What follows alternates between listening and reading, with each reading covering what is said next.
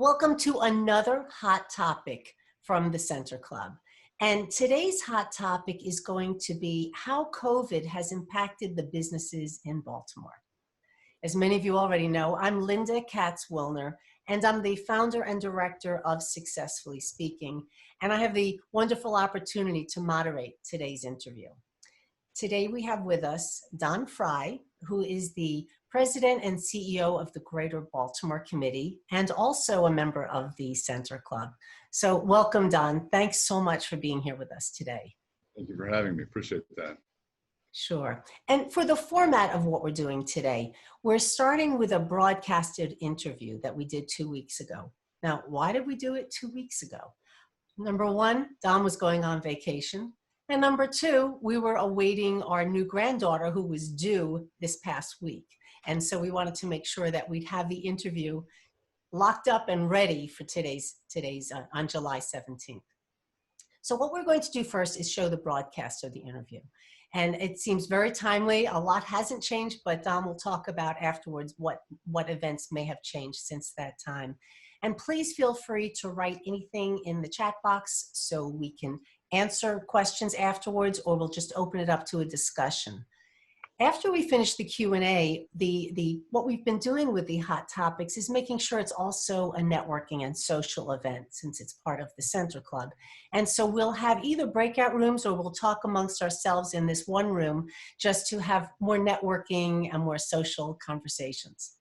So why don't we start now with the interview. Don, as President and CEO of the Greater Baltimore Committee, I know you have your finger on the pulse of what's going on in Baltimore and with businesses. As Baltimore now moves into phase 2 of reopening, what are some of the concerns that the businesses have in Baltimore? Well, moving into phase 2 was a great step forward, although it certainly doesn't put Baltimore City businesses comparable to those in the surrounding jurisdictions. Phase 2 only allowed us to move into non-essential businesses at 50% capacity, allowed restaurants, though, to have indoor dining at 50% capacity, museums, amusements at 50%. So things started to get better, but the rest of the area is allowed to have 100% under the governor's orders, because Baltimore City being a little bit different. As we look forward, if we continue to make progress in Baltimore City, we'll move to phase 3. I can't really tell you exactly what phase 3 will be because it changes almost on a regular basis.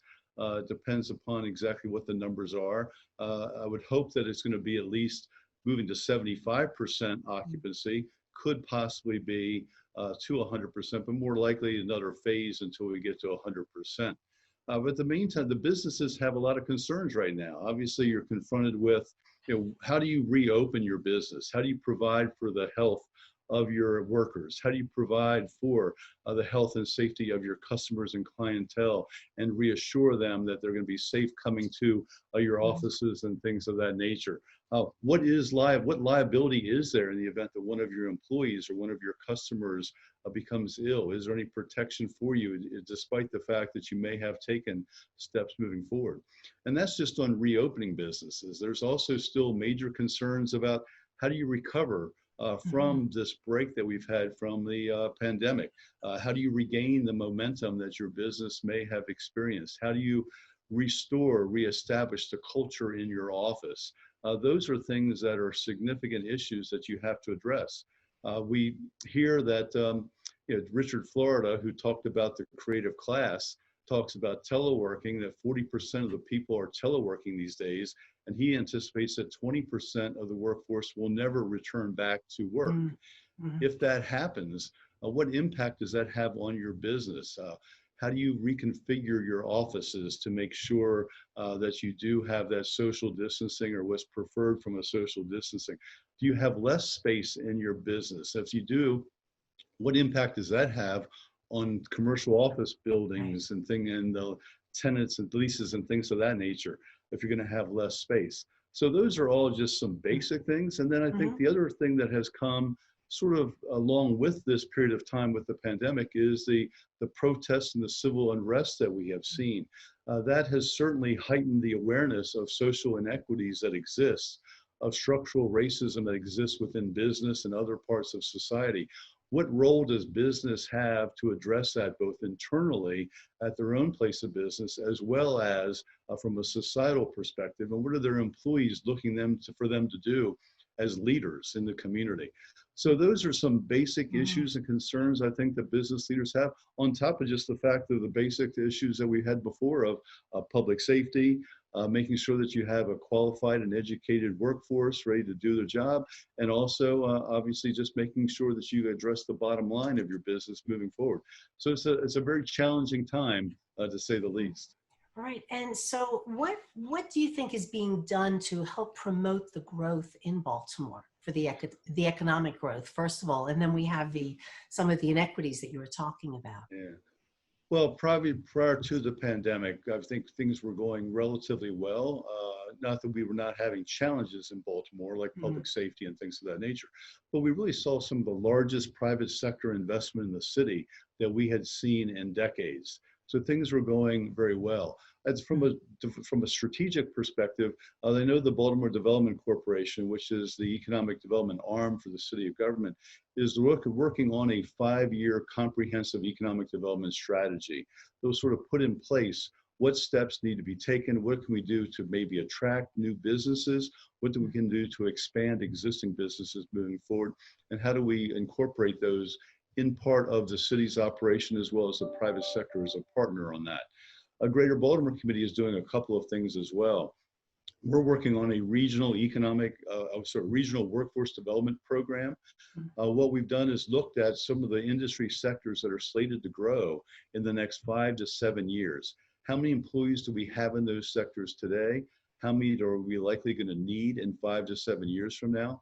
What sort of training exists for people in those areas? And what training do we need to enhance to make sure that the training that's given or the education that's given at the community colleges or through private workforce development programs are meeting what the needs are going to be at that time, and employers don't have to retrain. So we're looking at 4 major industry sectors, one being healthcare, another being IT, a third being business services, and then a fourth being building and construction, which are what have been identified as the growth areas moving forward. And an additional area I think that we are looking at Greater Baltimore Committee from a growth perspective is that when we return to work, it's important to return, but we have to recover. And that's going to be particularly challenging for small and minority businesses because they don't necessarily have the number of employees or people internally to help them strategize and carry that out. So we put together an advisory council who will provide some recommendations and means of support for small and minority businesses so they can recover and go back to where hopefully they had been prior to, or hopefully even beyond what their capacity was. So those are some economic development steps for economic growth in the city. So they may not have the financial resources, the smaller businesses, but you're going to help advise these businesses and help them provide and find where they can get those resources, because there's a lot of organizations out there that do that, either not-for-profits or businesses themselves, and you might be able to come up with a way to help them out and assist them gain that expertise and knowledge and capacity that they may not have, which is not unusual for a small business to suffer and strain in those areas. So to sum that up, so it's healthcare, it's IT, it's the smaller businesses, and what was the other group? The 4 industry sectors from a workforce development perspective are healthcare, IT, business services, and building construction. Construction, right. Yeah, and Baltimore certainly has a lot with healthcare, and IT has certainly, there's so much opportunity now for IT. Right. With what's been happening and everybody relying so much more on IT than we probably ever have before. Yeah. But we can't look at IT anymore simply as its own industry. It's a part of all of our industries and a key part of all of our industries. But things have changed also even in healthcare. We know that there have been shortages in healthcare previously. But one of the things that I heard recently from Kim Schatzel, who's the president of Towson University, that graduates the most number of healthcare occupations on a yearly basis, she indicates that actually the applications in healthcare are down. And a lot of the reasons that the applications are down or admissions are down is because of what they saw the healthcare industry go through the COVID crisis, and Mm, not sure that they want to necessarily be in that sort of an industry. So that's something that we need to address also looking ahead. mm, that's interesting. Now, here's another question. We're talking a lot about Baltimore, but what action does the federal government contemplate that they can do to help these small businesses in the Baltimore area? Well, we talked about the unpredictability of knowing exactly phase 2 to phase 3 with respect to Baltimore City. Unfortunately, the lack of predictability at the federal level is even greater than that to some extent. Of course, the Congress did act relatively quickly in passing the CARES Act that Mhm. provided some benefit to many businesses from a loan perspective, ultimately hoping to convert those to grants to help them go through the initial pandemic problems. They're currently looking at a new legislation to sort of expand upon what the actions that they've taken before. The House of Representatives has enacted what's called the HEROES Act that addresses many of those areas dealing with payroll protection plans, as well as federal unemployment benefits being extended. $600 a week that's being extended would actually run out in July of this year. Um, the Senate has said that that's dead on arrival. It's not Mm, uncommon to see that partisan bickering in Congress. Senate's starting to take up its own initiatives. Senator Cardin of Maryland is working on also a payroll protection plan, one that's called Prioritized Payroll Protection Plan, I guess mm, P4 rather than P3.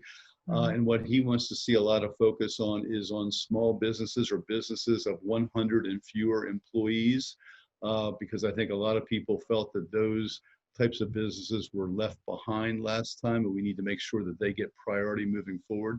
That's critically important for the Baltimore region and Baltimore City, because over 90% of our businesses are small businesses. Mhm. Many have fewer than 10 employees. So if they had some prioritization moving forward, that would be very helpful.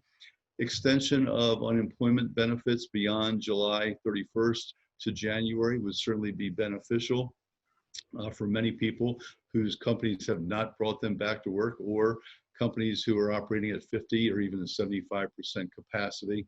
And then I think the last thing that the Senate is really looking at is something to deal with some protection for companies who may be faced with liability issues. That's something that was not addressed earlier on. It's a hot topic today among many business leaders about what protection they do have.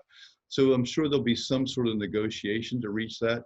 I think you'll likely see that to the middle to the end of July for a couple of reasons. One is the unemployment benefits run out the end of July, so they don't want to leave people stranded. And then secondly, they usually take a August break, a recess. So I'm sure they want to take care of this before they get away. So I think we're looking to see something in the next 2 to 3 weeks, probably. Right. In 2 to 3 weeks from when we're having this interview, and we'll It may see, be let's say mid-July, maybe toward the end of July. right, and we'll see on July 17th where we are with that. Where we are. Give an So update at that time. and again, there's so much uncertainty on what will be in the fall because we don't know and how that's going to impact us. So I'm not sure how we take that into account as well. I don't know that there's an answer to that. Well, again, that sort of goes back to the first thing we talked about concerns of business. I've basically laid out what the concerns are right now about reopening, but the reality of it is, if there is a second wave, as is projected, do you have to start all over again to go through this whole process Mm, over again? So again, that's certainly a level of uncertainty, and also a costly level of uncertainty for businesses to not know what they're going to experience in the mhm, future. mhm. And hopefully that the businesses will survive all of these months and all of Right. these changes. Yeah. So we talk about the fall and what might happen in the fall. And another big thing happening will be the upcoming election and the changes we might have in governance. How will that impact Baltimore? And not that Well, you I think can it's going predict to. everything, but Yeah, well, I mean, I think it's pretty easy to predict certain things, and that is it's very clear that we're having an election in November. Not sure exactly if it's all going to be mail-in or how we're going to do the mhm, voting. We'll have to see. But the primary election showed that there was a tremendous amount of interest in the election and in government in Baltimore City. We had the largest number of people voting in a primary election, I believe, in history. So that certainly we had a very contested mayoral race moving forward. So now we're looking at the general election where there's going to be candidates bringing their positions to the forefront. But the reality is very simple. We will, after November 3rd on the election, we will know the fact that we have a new mayor, we have a new city council president, and we have a new controller.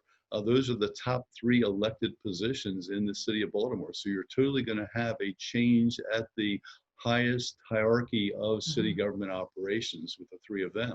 You take that a little bit further, you're going to have 5 new members of the city council, 5 out of 14 new members, as well as the city council president. We're losing 3 individuals, Mary Pat Clark, Ed Reisinger, Bill Henry, although Bill Henry is going to be the controller. But those 3 city council members were very experienced and had many years of experience on the city council, and replacing them with individuals who are brand new to government. Not that that's bad, it just changes the dynamic of what needs to be done and how the city council president is going to have to work closely with 5 new members and also a carryover of 9 past members moving forward. And then with a new mayor. So whenever you have that sort of transition, you always go through a learning process at all different levels, figure out, what's the best way to negotiate, what's the best way to interact, who really is a strong leader, how can you forge partnerships and relationships to make coalitions and make things happen. And obviously a new mayor is going to set a new direction, a new vision, and also works to probably have a significant number of new department heads and people and new cabinet members and new employees in city government. So that results in a significant change, and the business community needs to react, not negatively, but positively, to sort of go with the flow, learn who the new people are, forge those relationships, put themselves out as an asset to the new people in government, provide whatever education and assistance you can to help them do their job, but also make sure that you're stressing what role business has for economic growth of the city and how they need to be cognizant of businesses' needs when they're enacting legislation or thinking about passing new policies that come into play. So it certainly seems like 2020 has been a year of change and adaptation throughout the whole, at least from March until November and moving forward. Yeah, and I think we're all experiencing that. I mean, I've talked to many businesses who say that they finished the first quarter very strong, but now they've obviously having to deal with challenges in the second quarter, and they're not sure what's going to happen in the third and fourth quarter. So you have to be very flexible. You have to make sure that you're adjusting budgetarily and human resource wise to make sure that you're still providing the productivity that you can, make sure that you're also providing the profitability to the level that you can, although this is probably not a year that you're going to see record types of profits, but you do need to keep afloat and also make sure that you're making some progress. But it's certainly very difficult to strategically plan for the future when you don't know what lies ahead in the very short term. Right. And so hopefully some of these adaptations and changes will just get us to hopefully a healthier 2021, because we're certainly moving closer and closer to that. A lot of time has gone by since this started. Don, I want to thank you. Change is not necessarily bad either. It's just a matter of it's not necessarily. Change isn't always bad, and we learn things. And I think there are businesses that are thriving with some of this change and doing well. So we have to look at that too. Yeah. And I do want to thank you for answering these questions, because you know so much information about this. So thanks for sharing that with us. And now what we want to do is, I'm sure there are a lot of questions that people have. So at this point, I want to thank you, and we will stay here to answer questions and see what everybody has to ask you and get more information about it. So thank you very much for sharing your expertise. My pleasure. I have some questions that did come through on the chat, some privately. So I'll start with that, Don. Sure. And the biggest question is, since we recorded this 2 weeks ago, what has changed since then? have there been any changes since then? Well, I think there have been a few changes. I don't know how substantial we would consider them, but clearly across the country, we're seeing, unfortunately, spikes in many jurisdictions. We've seen the numbers of cases increase considerably in California, Texas, Florida, even other locations nearby. And as a result of that, we see states taking different actions that they have not taken previously. Just recently, Pennsylvania has enacted some provisions that preclude individuals from traveling from, I think, as many now as 16 states into Pennsylvania without self-quarantine. One of those states, ironically, is Delaware. Maryland, because our numbers have not been that high, or not included in that. And we don't see that happening yet in Maryland, but I'm sure that if things continue, that's going to be a challenge. And if that were to happen, that certainly is going to affect tourism in areas such as the beach areas or even Western Maryland, as well as venues such as restaurants and things of that nature again. So that's one thing that's changed since the last time that we talked. The other thing that's changed, I think, that is affecting business or will affect business is the fact that you start to see the school systems in the state of Maryland starting to announce that they're most likely going to be virtual during the whole first semester, or a substantial part of the first semester in the fall. That's going to put some considerable strain on families who have children at home, who are going to have to be going through instruction at home at the same time that family may also be having to telework from home because they don't have daycare, childcare to be afforded to them. How do you balance working with your child in helping them through the classroom exercises, as well as doing your own work performance, which is going to put pressure on businesses to adjust accordingly. The other thing I think is, just listening to that interview, that's changed a little bit, that we have a little bit more certainty with, is the election process on November 3rd. Governor Hogan has announced that at least at this time, we're going to be moving toward actually voting like we have traditionally voted at the voting places. You will receive an application to get a absentee ballot, and then you can write back in for an absentee ballot and vote by mail. But predominantly, he's hoping that people will actually go to voting places and cast a vote like we normally do. That's not necessarily the way that other states seem to be going, and a trend that other states are going, but that seems to be the direction that Maryland is, and don't necessarily see that changing because of all the preparation that's involved in advance. So those are some of the major changes, I think, that have occurred since we taped that. Mm-hmm. Mm-hmm. So more challenges, not less, unfortunately, as time goes on. Nancy mentioned that in the Baltimore Business Journal, they announced that in Maryland saw job gains of greater than 68,000 in June. How does Baltimore fit within that? Do you know anything about that? So 68,000 what? 68,000 job gains. Yeah, well, no, I don't know what job gains. I mean, I think you're seeing considerable changes all across the various industry sectors. I think there have been a lot of attempts to bring people back in, and that's a result of bringing about job gains. I think that's happened in Baltimore City. I don't know the exact numbers on that. But again, I think, unfortunately, that's starting to, people are starting to question that all over again. And if we keep seeing numbers go up, I'm concerned that we may see in Pennsylvania, I referenced earlier, the governor just announced cutting back to 25% occupancy at jobs rather than 50. He has closed bars. So if that type of thing continues, that we could see going a different direction. That's probably the biggest, business thrives on certainty and predictability. And that's certainly not the climate that we have right now. Right. Especially the restaurant business. I know they've been hit so hard. I mean, amongst many others, but clearly the restaurant business.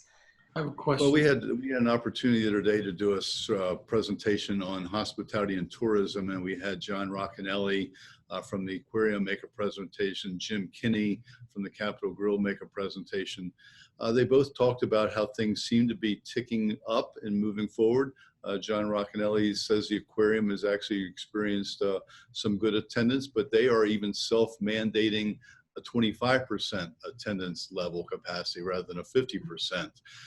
But he's seeing people wanting to come out, people wanting to do more. Of course, most of the dining is outdoor dining. Indoor dining is still being looked upon skeptically by many people, despite all the great efforts people are making to sanitize operations to that level, but there's still a lot of question from in the indoor dining anyway. I'm sure the Center Club is experiencing that as well. But I think, when you look at what the organizations, companies have done, they've done a great job in taking all the steps needed to provide as much confidence and assurance to the patrons as they should have. And we're doing everything we can to encourage people to take advantage of those opportunities and to make sure that you're patronizing those facilities. Mm-hmm. Larry, did you say you had a question? Somebody. Yeah, Don, in your interview, you had said that a lot of young people are no longer going into healthcare, or they're touting seeing a drop in their admissions. I'm curious if there's a notion of where those young people are going. So if they're not going to healthcare, where are they going? Yeah, I don't know that I've seen a correlation of exactly what they're registering. A lot of them, of course, a lot of students don't necessarily declare a major for the first couple of years anyway. But in healthcare occupations, that's one field where people seem to know that this is where I want to head. I want to be in that sort of a field. So they sort of predetermine early on and make those selections. But it was surprising to me to hear that commentary about fewer people who are enrolling, actually picking that major. And I think what they saw for a couple of months was the experiences that you saw in New York City. You don't see your normal nurse or your doctor dressed the way they often are. They now have the gloves and the masks and the shields and all kinds of other personal protective gear, so to speak. And I think that probably has made people question and say, is that really what I want to get into? That's not what I thought of when I thought about being a person who's going to provide healthcare assistance to people. So I think that's sort of, now maybe that's temporary, but at least for this year's enrollees, that has tempered the waters a little bit. Michelle had a good question. She said that as she helps with the networking arm of the Center Club, what industries would you see would benefit from the Center Club and their membership, and what opportunities do you think there might be out there? Well, I mean, I sort of look at it from somewhat of a similar perspective with the Greater Baltimore Committee. I think that we have a lot of analogies from that perspective. I can't see why any business would not want to be a part of either organization, because a key component of any sort of business operation is one, retaining your existing clientele, and secondly, growing and having business development.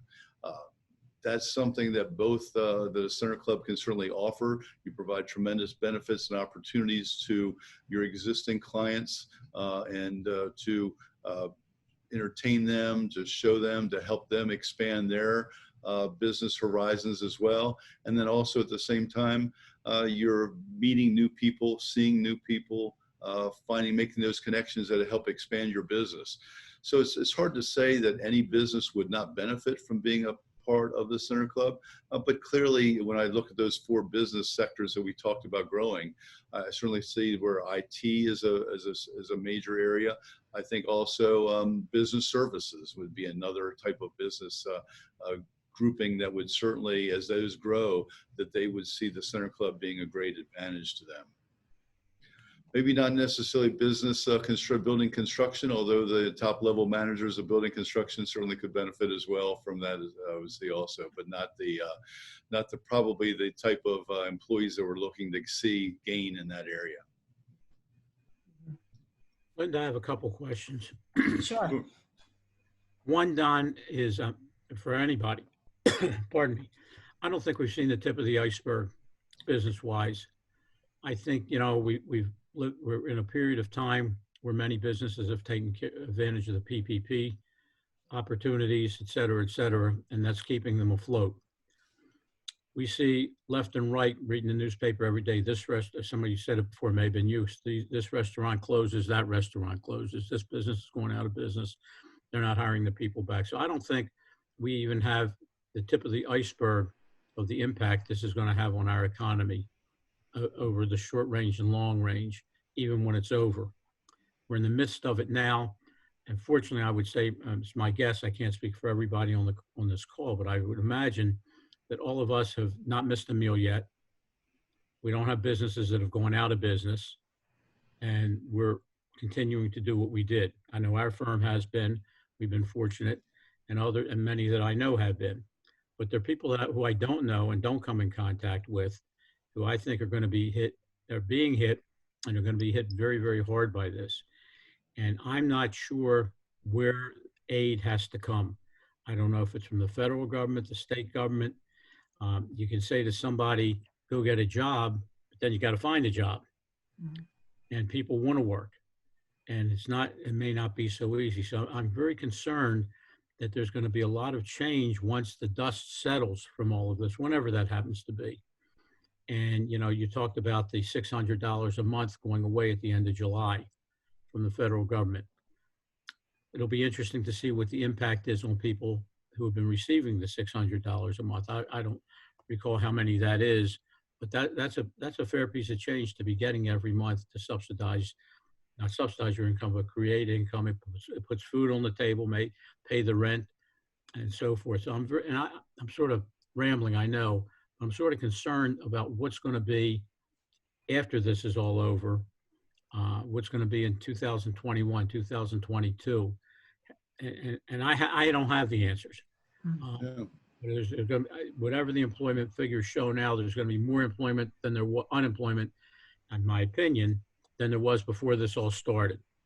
So I have no feel for what any of the governments are doing to do something about this on a long range basis, which is not unusual. Usually knee-jerk. Well, I think you make a lot of great points, Alvin, and we can add to that complicated scenario. The fact that the federal government, of course, is looking to make some changes, come up with a new stimulus type program.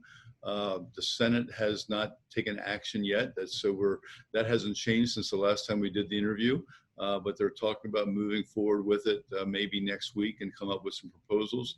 Part of that would include an expansion of the Paycheck Protection Plan, or Ben Cardin is proposing a prioritized Paycheck Protection Plan for small businesses. There's talk about extending the unemployment insurance, but there's also talk about reducing it from $600 to $400 on this from the Senate's perspective. There's also talk about the Senate including things that are almost non-starters when it comes from the House of Representatives perspective, like some of the money being tied, or some of the state and local government money being tied to reopening of schools, that the Senate's looking at passing that. That's virtually a non-starter for many, and maybe a non-starter for many governors to want to accept the type of dollars that they're looking to give.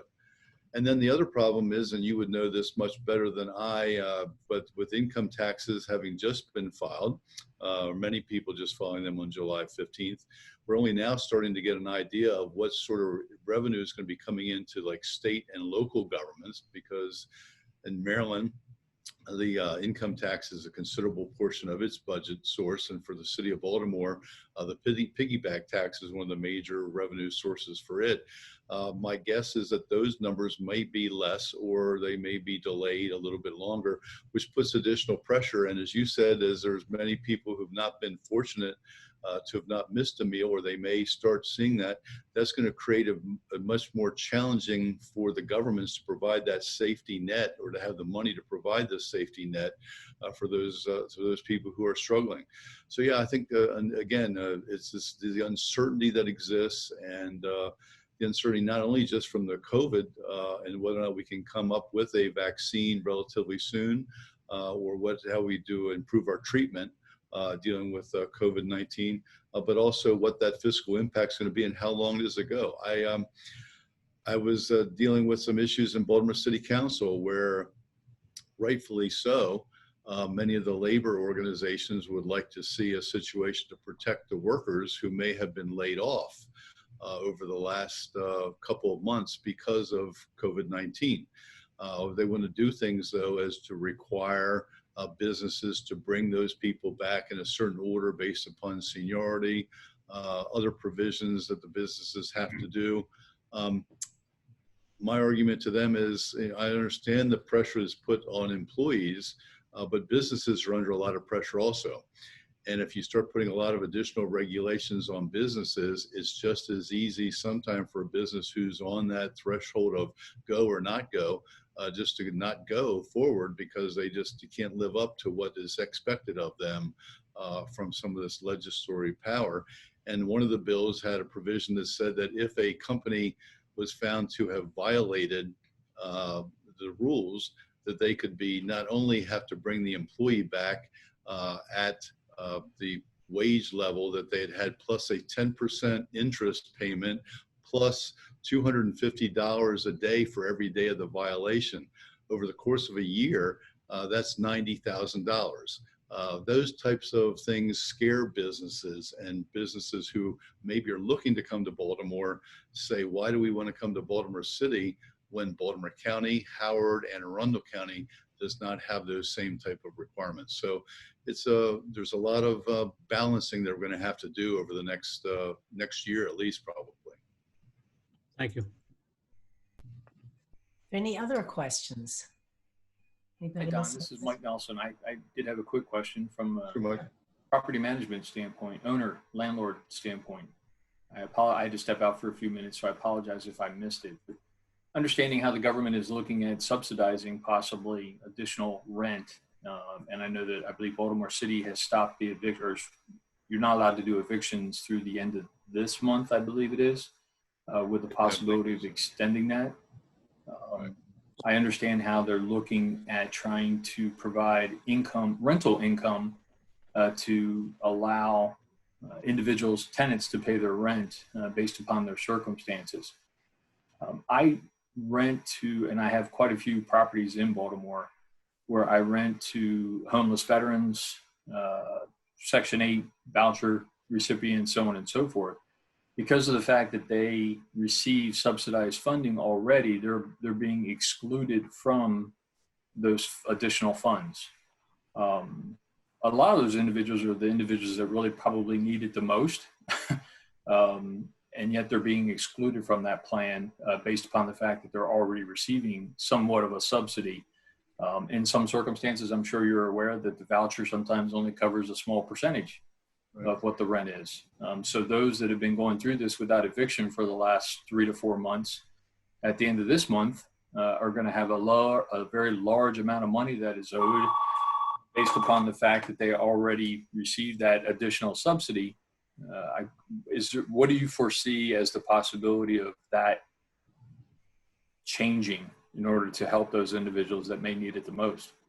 Yeah, I think that some of that was included in the House of Representatives version of their HEROES Act. But one of the challenges is that the HEROES Act had a price tag of a little bit over, I think, $3 trillion assessed to it. The Senate is talking about something in the range of 1.3 trillion. So obviously significantly, a lot of things that have to come out of the HEROES Act. Mike, those are things that are really challenges for legislators to deal with. As someone who served in the State House previously, it's difficult when something comes up like a good idea, like providing additional rent assistance, and then somebody says, well, let's make sure that we don't have people, quote, double dipping by people who are already getting subsidies, but they don't necessarily see the unintended consequences that come about when you exclude somebody from a provision like that. So that's where it's really imperative to make sure that we are articulating the interests of people, and people like you who are renting to individuals who are dealing with those circumstances, to make sure that that doesn't come into play. I'd gladly, like to hear more from you, and we can try to look into it and make sure that in the state or the city, when they're dealing with these evictions or things like that, assistance, make sure that we advocate so that they don't make it more complicated or more challenging for people who are being hurt, not necessarily more than others, but they're not seen as being as hurt disproportionately because of these exclusions from the laws that they pass sometimes. Nope, completely understand. Let me know if you need any further information, Yeah, because I believe you're going to see a mountain grow very shortly, especially with this happening at the end of this month. Kind of everything seems to be culminating at that point. and individuals with the eviction process being able to start back up again.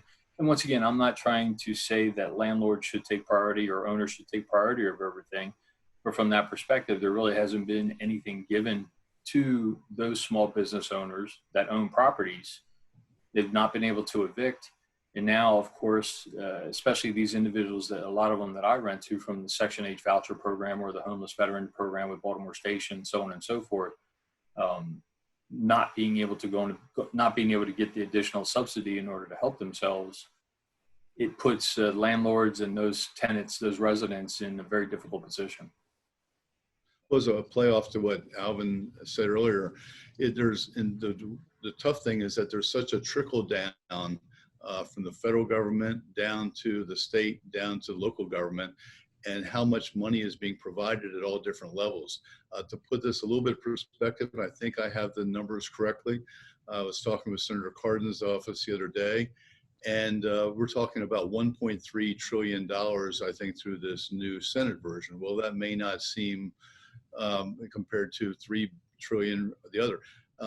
A number of years ago, when we had the economic meltdown with real estate industries and things like that, the number was, I think, $800 billion, and we thought $800 billion was a lot of money at that time to try to save the economy. Now we're looking at a lot more, and the problem is, just like we're talking about there, and Alvin suggested, there's no necessarily nobody knows when the end is going to be and how much longer you're going to have to move forward with this sort of assistance until we all are at a point where we can try to at least stabilize and then move forward.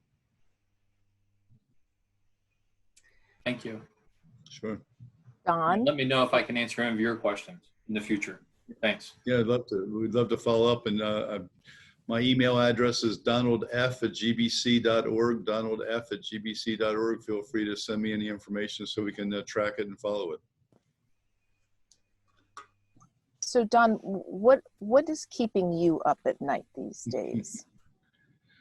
Well, I think what keeps me up at night, there's a couple of things that keep me up at night. One is just from a citizen's perspective, wondering when are we going to be able to get a handle on this so we actually have some stability.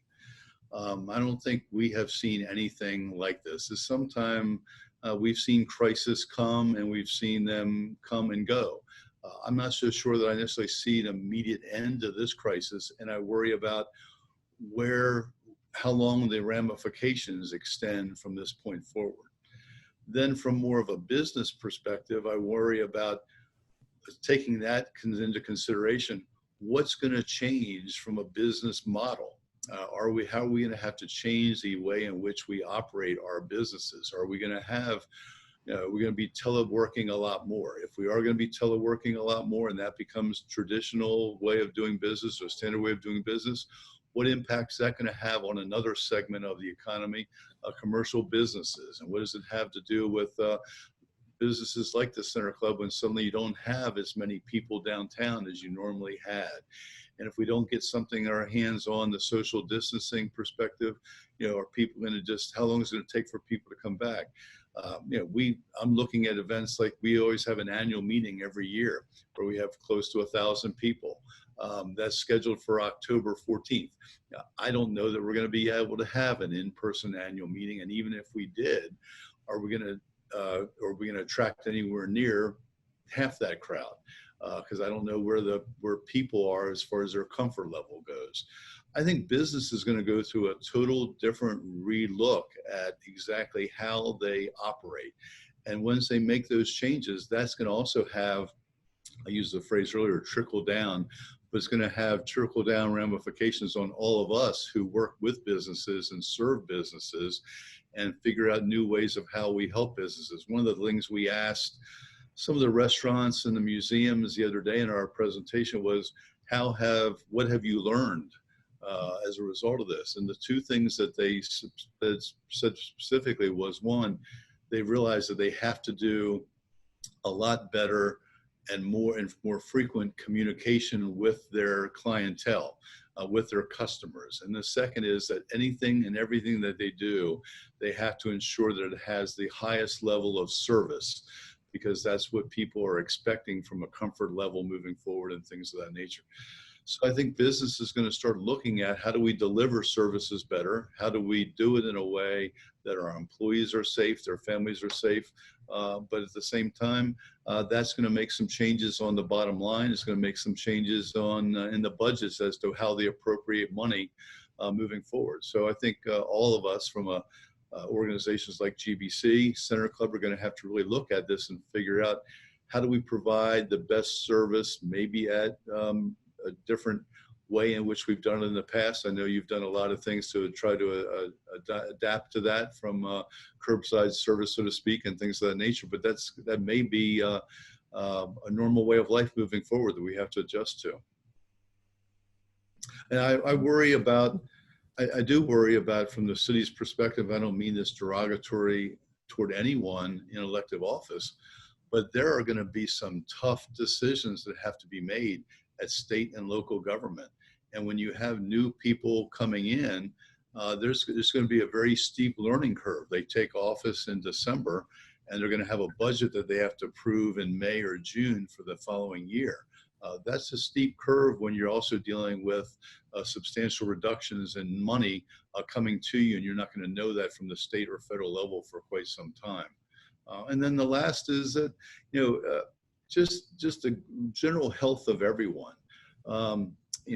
There's only so much that you can, it's great to be with your family and spend more time with your family and your children, but there's a lot more engagement than just your own family, and we need to try to find ways to do that safely. And I worry about the young people who are in school and how the education is going to be at home compared to being in a classroom and working with other students and their colleagues and people as other students in the classroom, and the benefits you get from just learning from others and things like that. I see that in our office right now.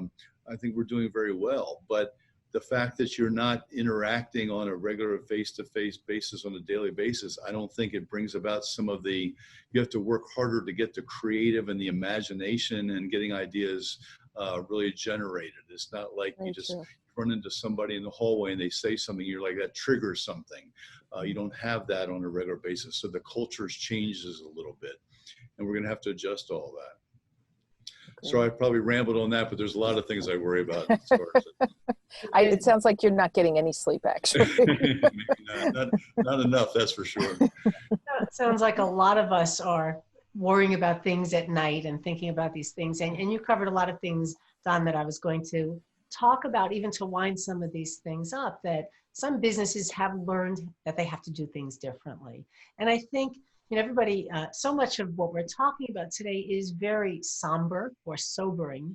And I certainly don't want to end on a down note. I mean, that is the reality, but I know a lot of ways of dealing with that is also focusing on gratitude and what's changed and how we've grown, because I think each of us hopefully can find some positive things that have come out of it. And Don, you started talking about being with family. Of course, you're missing other socialization, and you're not shaking hands, and you're not hugging, and you're not getting that brainstorming and energy that happens when you're in a room together. But I guess we have to learn also how to do it virtually and how to make it close to what it could be. But just I think, remember, yes. The other thing is that baseball will be back next Friday. What's that? Just remember, baseball will be back next Friday. If you want to see a positive. Even if it's so positive. Don, were you just going to say something also? Yeah, well, I mean, there's a phrase, I think it was Rahm Emanuel, former chief of staff to Barack Obama, made some sense. I'm paraphrasing it, but you never miss an opportunity to take advantage of a crisis. And I mean, that's what we're dealing with right now. And there may be, there's a lot of opportunities for us. I mean, some of the things that we've done in business, maybe it's time that they need to be reworked. And but this has brought about that, so we need to take advantage of that opportunity and to try to find ways of doing things differently, maybe more effectively, but maybe more streamlined. We'll have to see how that goes. So, although it does sound a lot of somberness in what we're talking about, we are going to get through this. We're all going to work together and get through this.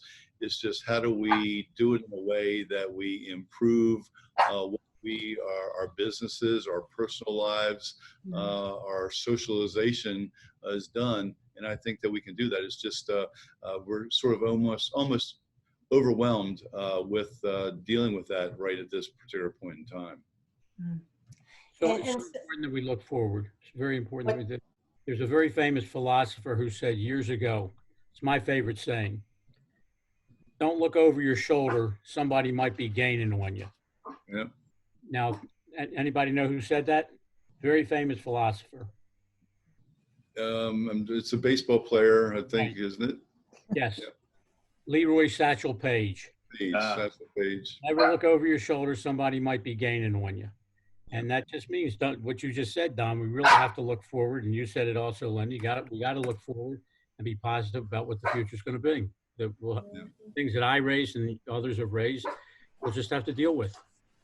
Yeah, I close a lot of my emails with be safe, stay healthy, remain positive. Yeah, that's good. It's sort of a message to give to people.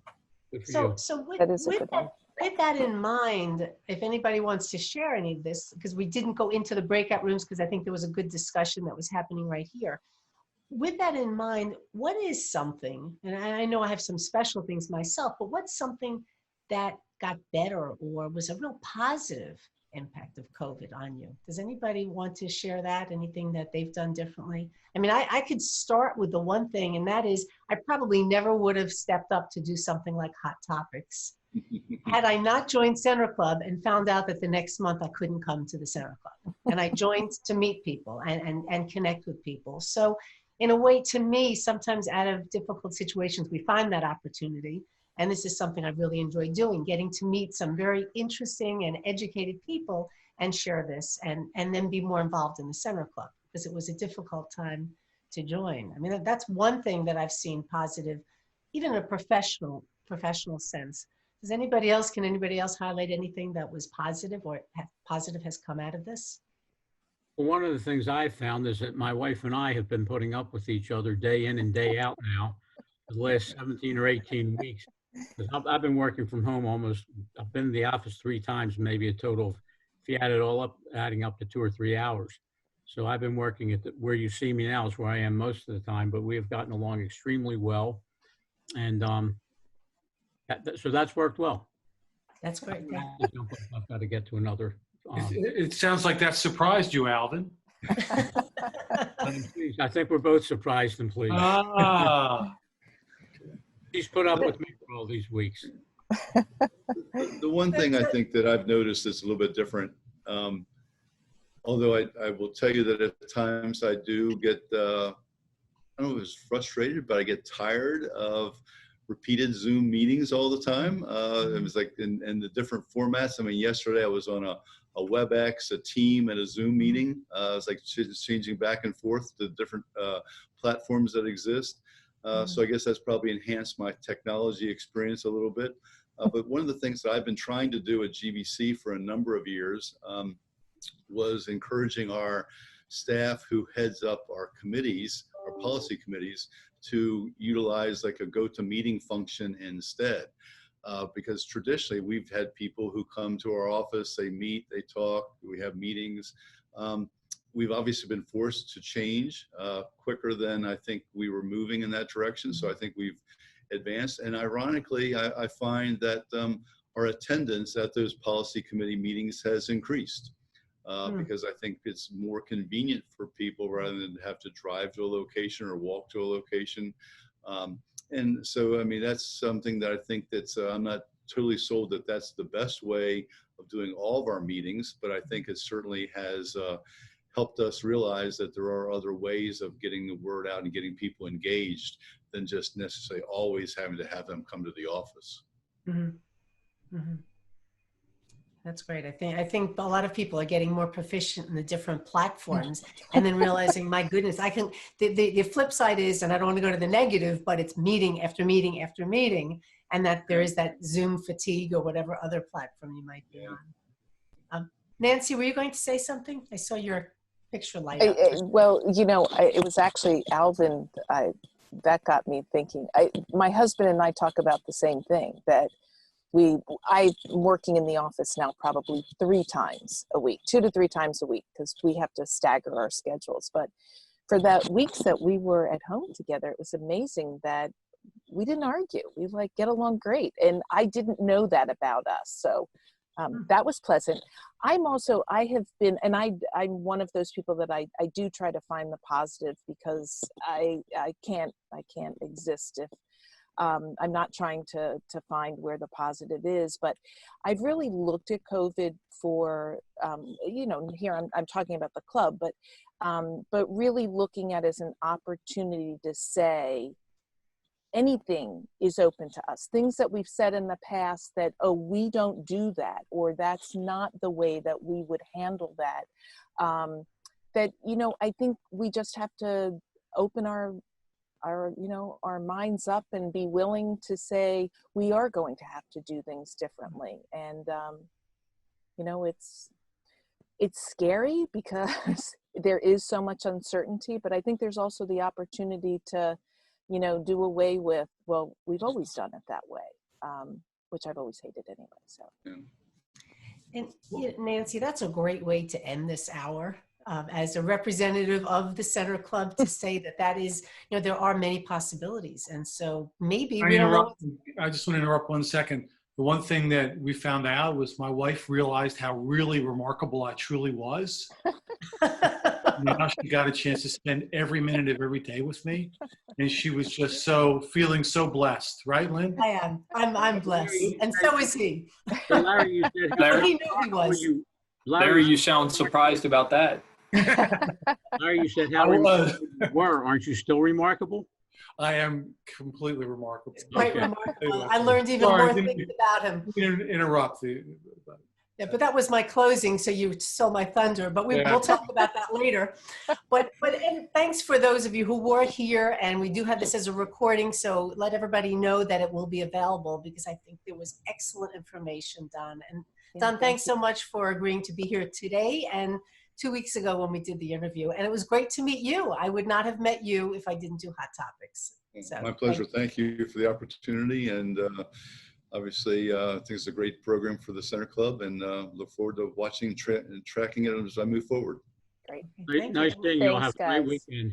Bye-bye. And again, as Don said, stay safe, stay healthy, and stay positive. So we'll see you next month. Bye. Thanks, guys. Thanks. Bye, everybody.